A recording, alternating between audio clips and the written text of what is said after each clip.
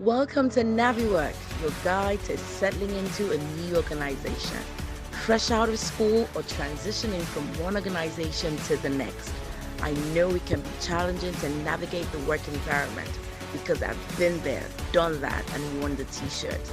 I am the amazing Ameze, and I'm here to help. I can't wait to see you every Monday at 7 a.m. Hello, welcome to NaviWork with Amazing Ameze, your guide to navigating the workplace environment. Today, I'm going to be talking about something that I'm very passionate about: be authentic. I'm very passionate about your authentic self because I believe that everybody's original, authentic self, personality, temperament add its own flavor to the workplace. Of course, I know organizations have their DNA, have their way of doing things, but the reason why you bring different kinds of people is not to create a melting pot, but to create a salad, because we understand that different colors add to beauty. I'm going to read an excerpt from my book, and then we'll talk about a few things about being authentic when you're in the office.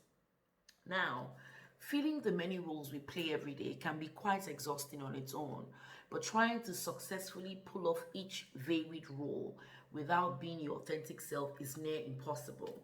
When you leave a part of yourself behind when you walk through the office door, it is possible that you're not benefiting from your own authenticity. It is also possible your workplace is missing out on you too. So being yourself at work is not always easy, and there may be barriers that can deter you from being vulnerable and open. For example, if you work in a highly professional industry organization, you may find the company culture is pressuring you to be a certain way.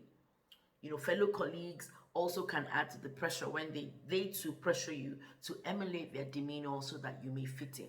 Now, I understand fitting in and blending in, but it's also important that you stand out. You don't want to be who you're not. I think it's easier to be yourself than to be somebody else.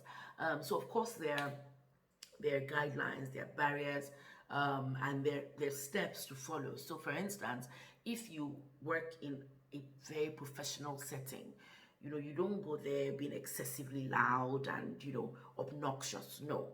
However, if you're a fun-loving person, you can be the one that, even though you're professional, we have a team building exercise. You can volunteer to be the one to champion that, because that brings out your authentic self, the fact that you're full of life.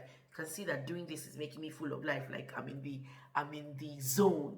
But I understand that sometimes you can work in a setting, like law firms or banking or consulting, that require some semblance of order and a way of being. And I understand that. So I'm not telling you to just say, oh no, I'm my authentic self. I don't want to follow what people are doing. I want to, be obnoxious when there's a requirement to sort of be quiet. No, that's not what I'm saying. I'm saying don't lose yourself. Understand the culture of the organization. Understand how your authentic self can add to that, and how you can also blend in without losing yourself. Be the person that people can come to for fun, but understand that when it is time to work, you work. Now, being a fun-loving person doesn't mean that you don't work.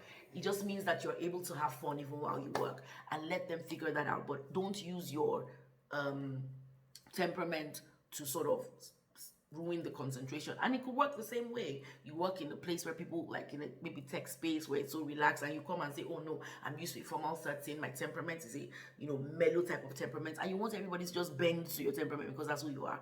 No, be your authentic self. There's a place for you. Let's celebrate that and add that spice to the organization where you find yourself, so that you don't lose yourself, and that your authentic self now adds beauty to the organization. I wrote about it in the book, a little bit extensive, and because in the book every chapter is not supposed to be more than a 5-minute read. So I wrote about that, so you can read that up when you see it. I hope you found this useful. Have an amazing week, and if you have any questions, send me an email at amazingameze@naviwork.life. See ya.